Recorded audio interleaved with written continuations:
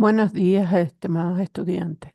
Hoy vamos a hablar de un tema muy importante que tiene que ver con los cuidados de enfermería en patologías digestivas.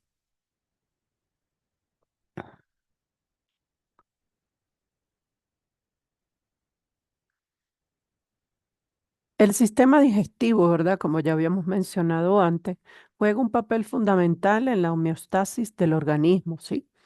Siendo especialmente vulnerable en la población adulta mayor. Ellos tienen mayores susceptibilidades de presentar daños, ¿verdad? Y lesiones a nivel de este sistema. Presentan una alta prevalencia, ¿verdad? En lo que tiene que ver con alteraciones patológicas digestivas, ¿sí? La enfermera en este caso desempeña un rol fundamental, ¿verdad? En la prevención temprana, la detección y el tratamiento de dichas enfermedades. Esta presentación va a abordar patologías como el ERGE, que es el reflujo gastroesofágico, las úlceras pépticas, la cirrosis hepática y las hemorragias digestivas altas y bajas que pueden desarrollar un índice de gravedad bastante considerable con respecto al manejo en el adulto mayor. Comencemos por la patología de la enfermedad de reflujo gastroesofágico. Esta patología, ¿verdad? Se conceptualiza como el contenido gástrico que sube al esófago, ¿verdad?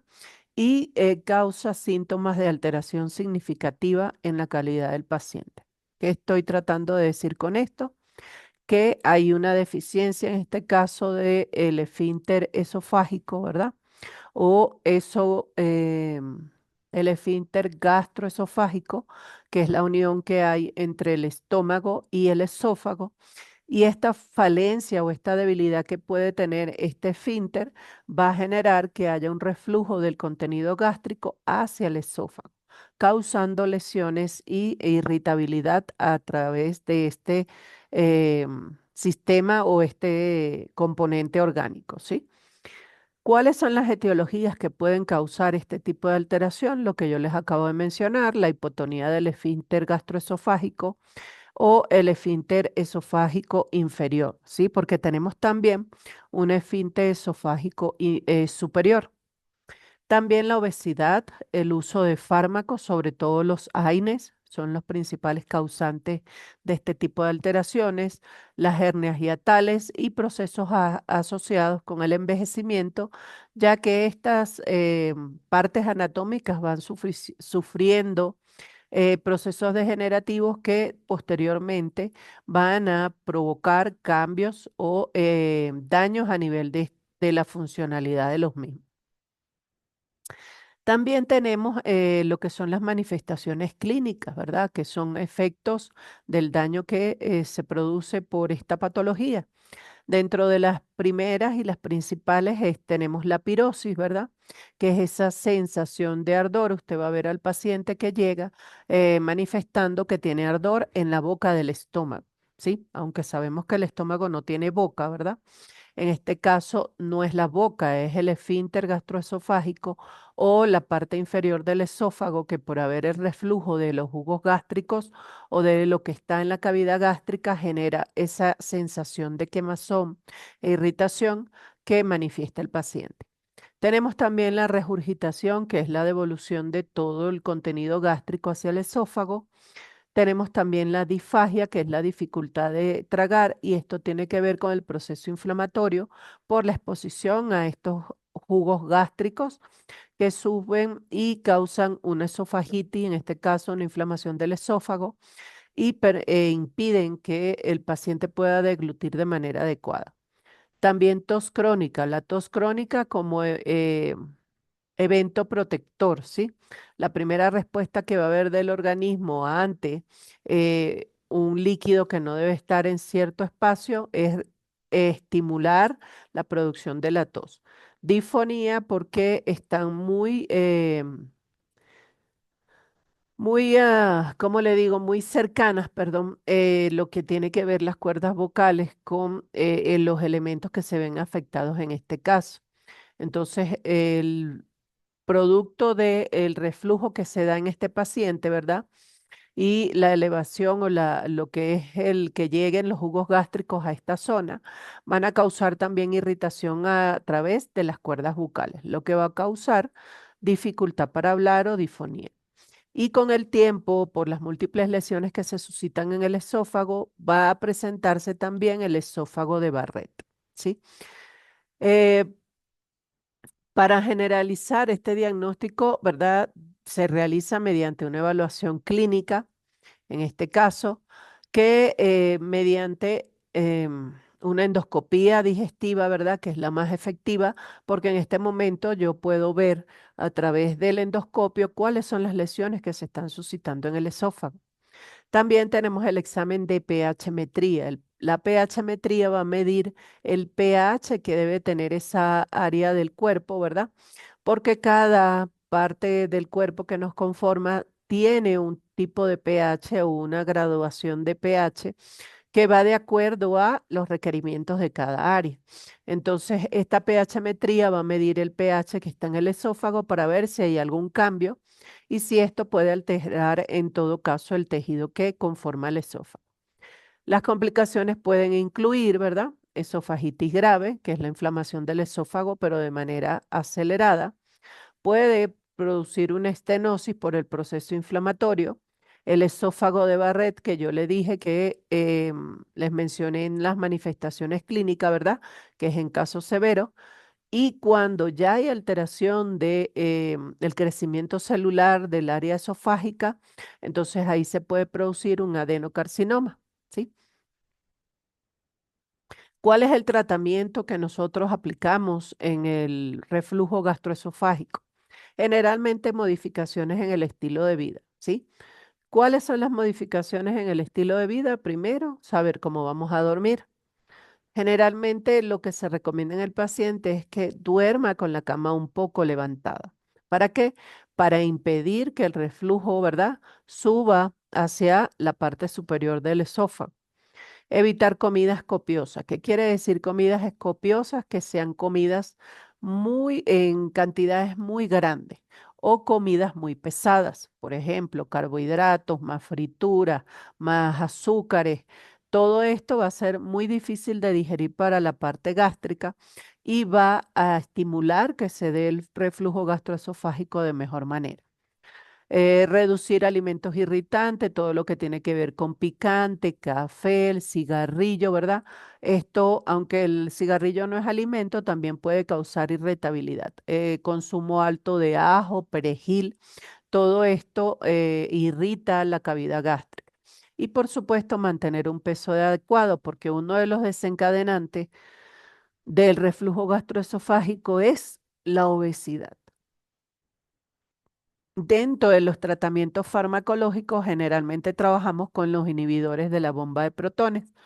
¿Cuáles son los inhibidores de la bomba de protones? Perdón, tenemos el omeprazol, esomeprazol, ¿verdad? El lansoprazol, que ellos nos van a permitir reducir la segregación de jugos gástricos y de esta manera coadyuvar o mitigar lo que es el reflujo como tal. Y antagonista de los receptores antihistamínicos, ¿sí? Para limitar en este caso la producción de procesos inflamatorios y respuestas alérgicas también. Y también colaboran con el control del reflujo gastroesofágico. Dentro de los cuidados en enfermería, lo principal es el cuidado o la educación sobre la dieta y la postura que debe tomar el paciente para que evite tener tanto reflujo gastroesofágico. Supervisar o la adherencia a la medicación, ¿verdad? Monitoreo de signos de alarma, como la hematemesis o pérdida de peso inexplicable, ¿verdad? Que puede hablar quizás de un trastorno un poco más agravado. Ahora, dentro de las otras patologías que vamos a trabajar son las enfermedades ulceropécticas, ¿verdad? O las úlceras pépticas. Es una enfermedad que se caracteriza por lesiones en la mucosa gástrica, ¿verdad? O duodenal, es decir, estómago y duodeno, resultado de un desequilibrio entre los factores, ¿verdad? Agresivos y defensivos de la mucosa digestiva. Entre estos, el pH, que es uno de los más importantes, ¿verdad? Y alteraciones a nivel de los tejidos. Estas lesiones pueden variar en profundidad e extensión, afectando significativamente la calidad de vida del paciente y puede transformarse posteriormente en una patología una patología más grave y pudiendo derivarse en condiciones más de cuidado si es que no se atienden prontamente, ¿sí? Dentro de las etiologías, los principales factores causales incluyen la principal es Helicobacter pylori, ¿verdad? Es una infección que se ha hecho mucho más frecuente en comparación a años atrás, porque esta bacteria prolifera en alimentos contaminados, en agua contaminada, que fácilmente podemos ingerir y no percatarnos de lo mismo, ¿no? Ella va a causar alteraciones en el nivel de acidez que hay a nivel del sistema gástrico, ¿verdad? Causando, en este caso, cuando altera el pH, la proliferación de la bacteria, ¿sí? El consumo crónico de antiinflamatorios no esteroideos, es decir, los AINES, también van a causar alteraciones de las membranas gástricas para posteriormente quizás causar erosiones y lesiones que pueden agravarse. Las situaciones de estrés, porque cuando usted tiene una situación de estrés y una descarga de adrenalina, va a aumentar la segregación de jugos gástricos. Y esta segregación de jugos gástricos fácilmente va a alterar la funcionalidad y cada una de las membranas que conforman a nuestro tejido gástrico, causando una lesión. Y el estado de hipersecreción gástrica o la secreción aumentada de los jugos gástricos a nivel de la cavidad gástrica también van a causar daños y lesiones a nivel de estos tejidos. ¿Cuáles son las manifestaciones clínicas más frecuentes que vamos a tener? Principalmente el dolor en el epigastrio, característico de esta patología. Va a haber náuseas, va a haber esa sensación de pirosis, sobre todo cuando lo que está desencadenando esto es una elevación de la acidez a nivel del sistema gastrointestinal. Pérdida de peso, el dolor suele aliviarse con la ingestión de alimentos en úlceras duodenales, ¿verdad? Pero en las gástricas suele aumentar. ¿Por qué? Porque si yo expongo mi estómago, que tiene una lesión en este caso, a lo que es el procesamiento de los alimentos, él se va a ver afectado, a diferencia del duodeno, ¿verdad? Si la úlcera es duodenal, no hay problemas porque no va a haber dolor, porque en este caso ahí no hay segregación de jugos gástricos, solo va a molestar quizás cuando haga el paso de los alimentos por ese segmento, pero no necesariamente va a afectar de manera considerable. Las medidas diagnósticas principalmente es la endoscopía digestiva, ¿verdad? O la endoscopía superior con toma de biopsia, ¿sí? Siempre que el endoscopista hace una endoscopia, valga la redundancia, él va a tomar una muestra del lugar donde se están presentando las lesiones para determinar que no haya un crecimiento atípico o una alteración del crecimiento celular que pueda derivarse en una patología cancerígena. Además, el especialista, además de tomar la muestra, también va a evidenciar, ¿verdad?, qué puede estar causando en este caso esa úlcera, bien sea exposición a Helicobacter pylori, bien sea exposición a otros patógenos, ¿verdad? O bien sea porque hay una segregación aumentada de jugos gástricos, la cual él pueda regular quizás con tratamiento. Dentro de las complicaciones, perdón,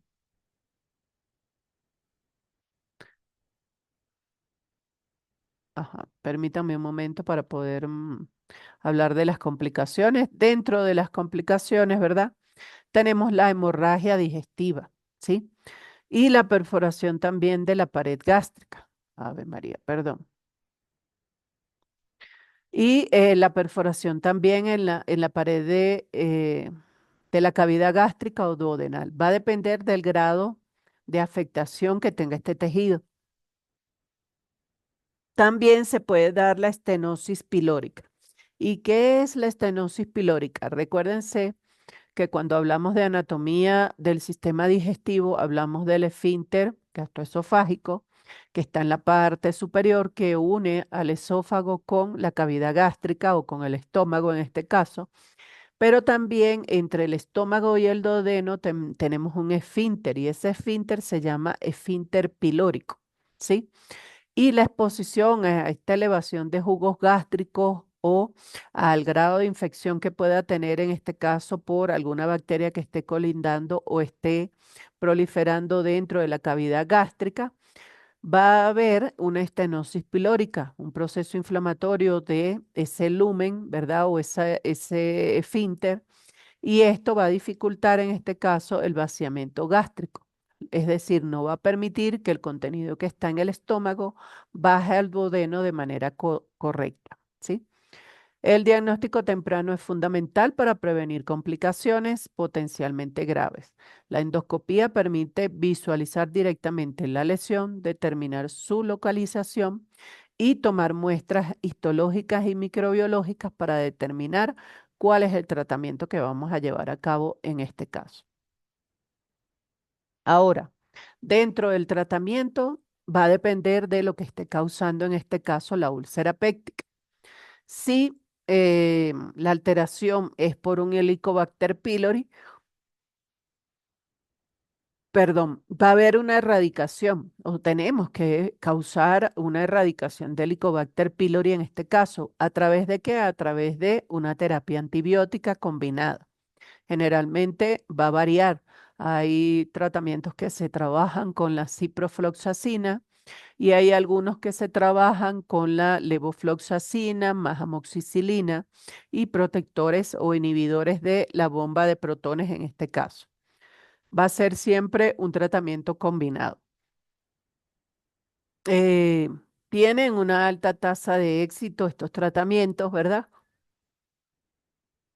Siempre y cuando haya una buena adherencia en el mismo. Dentro de los tratamientos farmacológicos, que son propiamente con respecto a lo que tiene que ver con la segregación de jugos gástricos, ¿verdad? O mejoras en la cavidad gástrica, vamos a trabajar con los inhibidores de las bombas de protones, llámese en este caso omeprazol, esomeprazol y algunos otros. Antagonistas receptores de la histamina 2, ¿verdad? O antihistamínicos 2 eh, para reducir la secreción ácida y favorecer en este caso la cicatrización del tejido gástrico. Adaptaciones con respecto al consumo de AINES, ¿verdad? Para evitar en este caso que estos medicamentos sigan causando daño en la cavidad gástrica. El consumo de alcohol, el tabaco, ¿verdad? Pueden exacerbar en todo caso estas úlceras y retrasar el proceso de cicatrización. Por eso se le va a decir a los pacientes que deben retrasar o suprimir el uso de alcohol y tabaco durante estos periodos. ¿Cuáles son los cuidados de enfermería que vamos a tener con estos pacientes? Principalmente el control del dolor, la vigilancia de signos de sangrado y educación sobre la adherencia terapéutica. Si usted no le explica estos elementos y también no le explica cuáles son las complicaciones que puede presentar el paciente por no adherirse de buena manera al tratamiento, vamos a tener un paciente con complicaciones mucho más graves en un futuro. ¿Sí? Ahora hablemos de la siguiente patología, que en este caso, perdón, es la cirrosis hepática.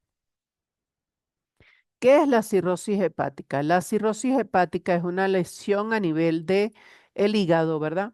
En el cual va a haber una fibrosis del tejido y conformación de nódulos como medios protectores de esa fibrosis que se está presentando. Hay múltiples patologías que pueden derivarse eh, en una cirrosis hepática, perdón. Pueden haber infecciones por hepatitis B y C crónicas, ¿verdad? Tenemos también el alcoholismo crónico. Tenemos las hepatitis que son autoinmunes, ¿verdad? También tenemos cirrosis de origen biliar primario que pueden causar esto, ¿sí? La cirrosis generalmente es un estadio final de la degeneración del tejido del hígado o del tejido hepático. Representa la alteración de una hepatitis crónica, caracterizándose generalmente por alteraciones irreversibles de la arquitectura hepática, ¿verdad? Que comprometen, ¿verdad?, de manera considerable la función del órgano. Permítanme un momento hacer un pequeño ajuste ahí. Perfecto. Em, Esta condición afecta significativamente la calidad de vida del paciente porque acordemos o recordemos, mejor dicho, que el hígado es prácticamente el laboratorio del cuerpo. La mayoría de las cosas que ingerimos, los medicamentos, son metabolizados, en este caso, por el hígado, ¿sí? Y al haber alteraciones del mismo, este metabolismo se va a ver comprometido, ¿sí? Entonces va a haber distensión en el paciente, van a haber alteraciones con el proceso de metabolismo de las proteínas, de las grasas, ¿verdad? ¿Por qué? Porque el hígado tiene un mal funcionamiento. Dentro de las manifestaciones clínicas que tenemos, ¿verdad? Vamos a tener primero astenia, ¿verdad? Que es esa falta de apetito o de querer comer. A ver.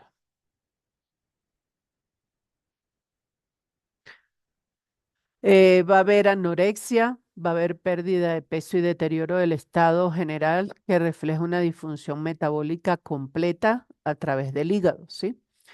Vamos a tener posiblemente ictericia y yo les explicaba en clase a alguno de ustedes que va a haber procesos inflamatorios que en este caso van a obstruir el colédoco, que es el conducto a través el cual la bilis, ¿verdad? O la vesícula biliar segrega la bilis hacia el conducto hepatopancreático para que posteriormente estos jugos se segreguen al duodeno y se pueda dar el proceso de digestión de las grasas. Entonces, como no puede salir la bilis y va a haber un éstasis de la bilis, esto va a causar elevación de la bilirrubina y por ende una ictericia generalizada que va a ir aumentando. Inicia en cara y posteriormente va a ir pasando a todo el cuerpo. Se puede dar ascitis, ¿verdad? Esto es proceso de respuesta a la activación del proceso inflamatorio a nivel hepático. Van a haber edemas porque también hay problemas con la síntesis de proteínas en este caso, y al haber alteraciones de la síntesis de proteína, los líquidos que están intersticialmente van a salir al espacio extra, eh, extracorpóreo o fuera de la membrana donde deben estar.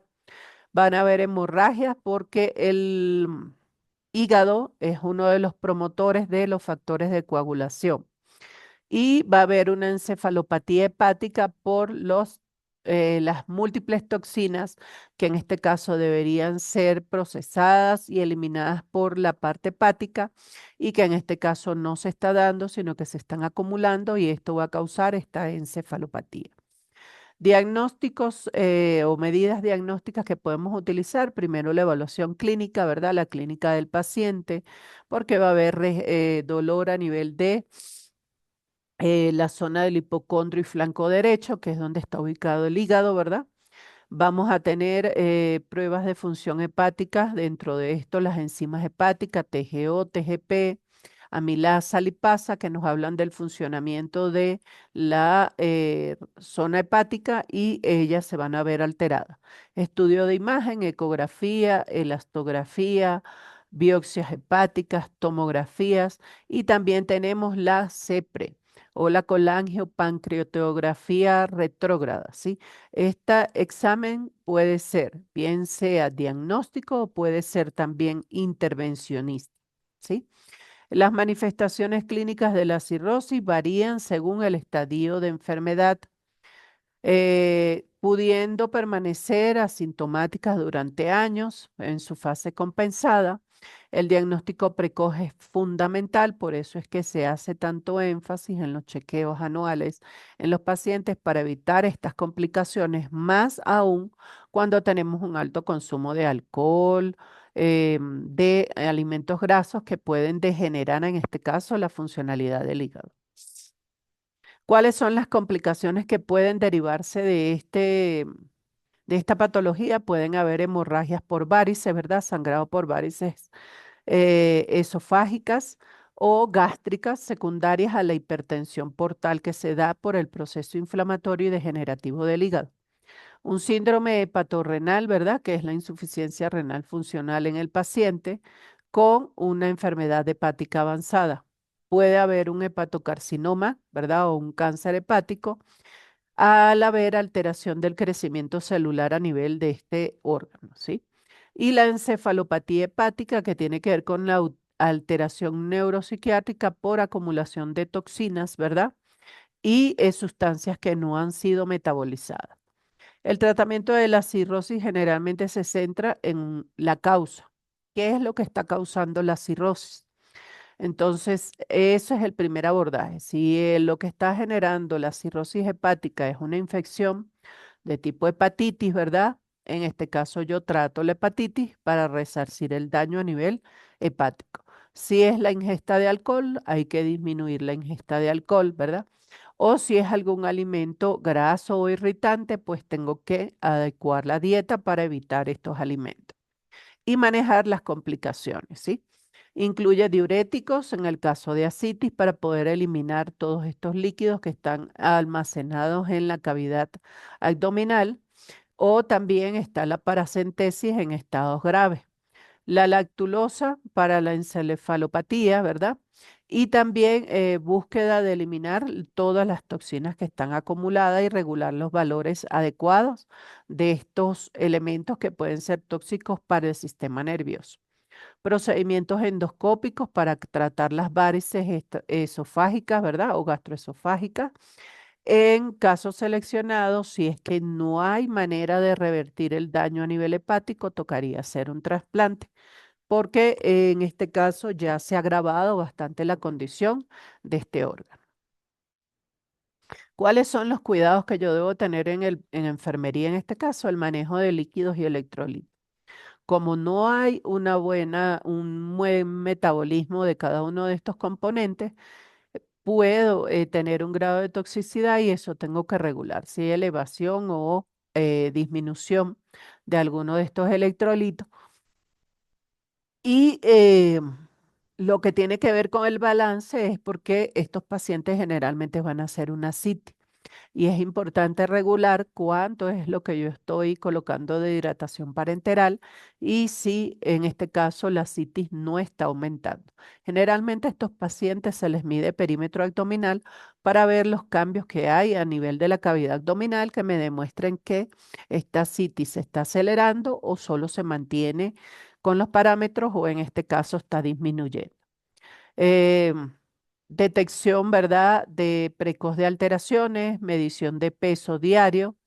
eh, Especialmente debemos estar pendientes con sodio y potasio, ¿verdad?, que ellos intervienen en la bomba de funcionamiento cardíaco. Una evaluación neurológica constante para ver los cambios que puedan haber a nivel de conciencia, orientación, el comportamiento y detectar quizás algún signo que se esté dando de toxicidad a nivel del sistema nervioso o que pueda generar una encefalopatía hepática en todo caso en estos pacientes. Educación terapéutica sobre las restricciones proteicas, la abstinencia, ¿verdad? De alcohol, de ingestas de grasa, de alimentos irritantes, del cigarrillo, ¿verdad? Para minimizar los daños que puedan suscitarse a nivel de este sistema y también educar sobre la buena adherencia al tratamiento. Si hay una buena adherencia terapéutica y un seguimiento adecuado, el paciente quizás puede revertir el daño que se ha suscitado en este hígado, ¿sí? Otra patología de la que vamos a conversar es la hemorragia digestiva alta, ¿verdad? La hemorragia digestiva alta es aquella, ¿verdad? Aquel sangrado o aquella hemorragia que se presenta en el tracto gastrointestinal superior y generalmente afecta todo lo que tiene que ver con esófago, estómago y parte del duodeno, ¿sí? Esta hemorragia digestiva alta se diferencia de la siguiente forma. Nosotros vamos a trabajar con un elemento muy importante que es el ángulo de Trace, ¿sí? Es la unión del duodeno y el yeyuno, ¿sí? Esta unión nos va a decir o nos va a clasificar cuando es una hemorragia digestiva alta y cuando es una hemorragia digestiva baja. Por encima del ángulo de Trace es una hemorragia digestiva alta.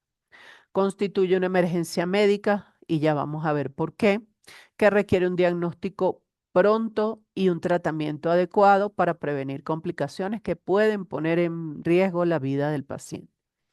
¿Cuáles son las principales etiologías de una hemorragia digestiva alta? Las úlceras pépticas, quiere decir gástricas o duodenales, las varices esofágicas o gástricas, ¿verdad? Porque puede haber una ruptura y sangrado a nivel de ellas, una gastritis erosiva o una elevación de los jugos gástricos que erosione la cavidad gástrica, el síndrome de Mallory-Weiss, que es una de las patologías que afecta al sistema gastrointestinal también, y las neoplasias. ¿Cuáles son las manifestaciones clínicas que vamos a tener generalmente en estos pacientes? El 70% de los pacientes presentan hematemesis. ¿Qué es hematemesis? Un vómito de sangre fresca, con aspectos en pozo de café, con una digestión, por una digestión ácida, ¿sí? El 90% presentan melena, es decir, heces negras y malolientes por la digestión de la sangre en el tracto gastrointestinal. Y el 30% puede presentar un shock hipovolémico. Las hemorragias masivas van a causar hipotensión, taquicardia, palidez y alteraciones del nivel de conciencia en los pacientes. El diagnóstico definitivo se realiza mediante una endoscopía, ¿sí? Digestiva alta y debe realizarse lo más pronto posible porque es a través de este examen donde nosotros podemos detectar dónde se está presentando la alteración, qué tan grave es, ¿verdad? Y qué tan complicado va a ser el tratamiento, que permite identificar el origen del sangrado y en muchos casos aplicar tratamiento hemostático durante el mismo procedimiento. La rapidez en el diagnóstico es crucial. Dentro de los tratamientos y cuidados de enfermería de la hemorragia digestiva alta, lo principal es la estabilización hemodinámica. Si es que el paciente está con un shock hipovolémico, tenemos que hacer una reposición de volumen con cristaloides o con hemoderivados. ¿Qué va a ser la diferencia en que sean cristaloides y hemoderivados? Que el paciente tenga una hemoglobina normal, ¿sí? O cerca del rango de la normalidad.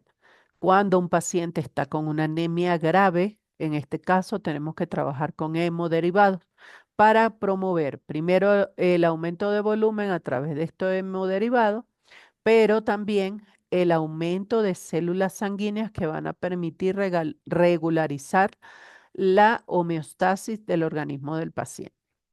Tratamiento farmacológico, inhibidores de la bomba de protones, como les mencioné, ¿verdad?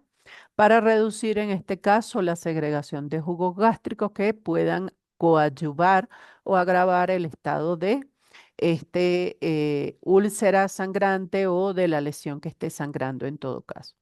Generalmente se hacen endoscopía, como les mencioné, trabajando con técnicas hemostáticas endoscópicas o endoscopías intervencionistas que van a, en este caso, cauterizar la zona donde hay el sangrado o buscar cuál es el tratamiento más idóneo.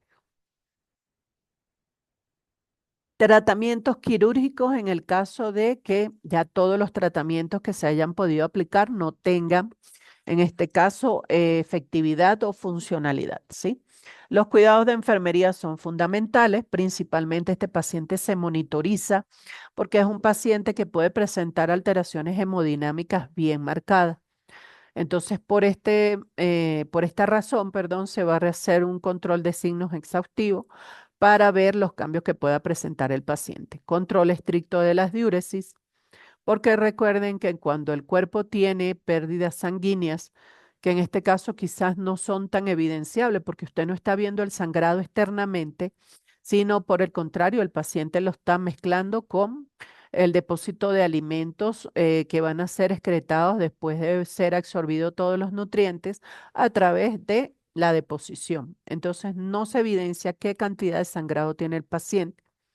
Entonces, por eso es importante que nosotros monitoricemos tanto lo que tiene que ver con signos vitales como, en este caso, las diuresis para ver cómo está el estado hemodinámico del paciente.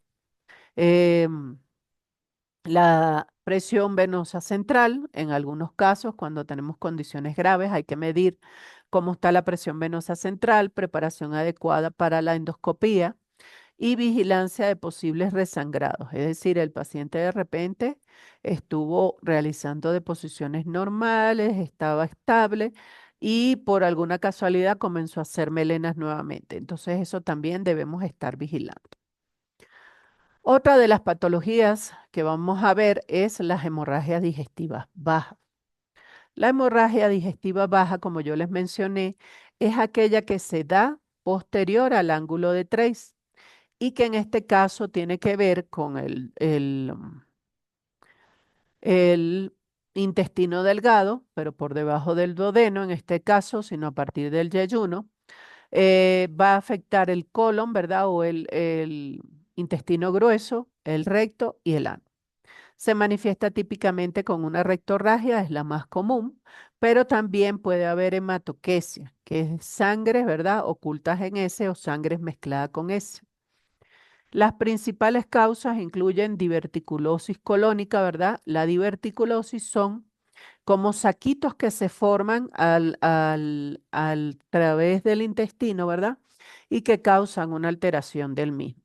El cáncer colorectal, la angiodisplasia y hemorroides. El diagnóstico se realiza mediante colonoscopía, angiotomografía, gammagrafías, ¿verdad? Tomografías, para determinar cuál es el cambio que se está dando o qué es lo que está causando, en este caso, ese sangrado.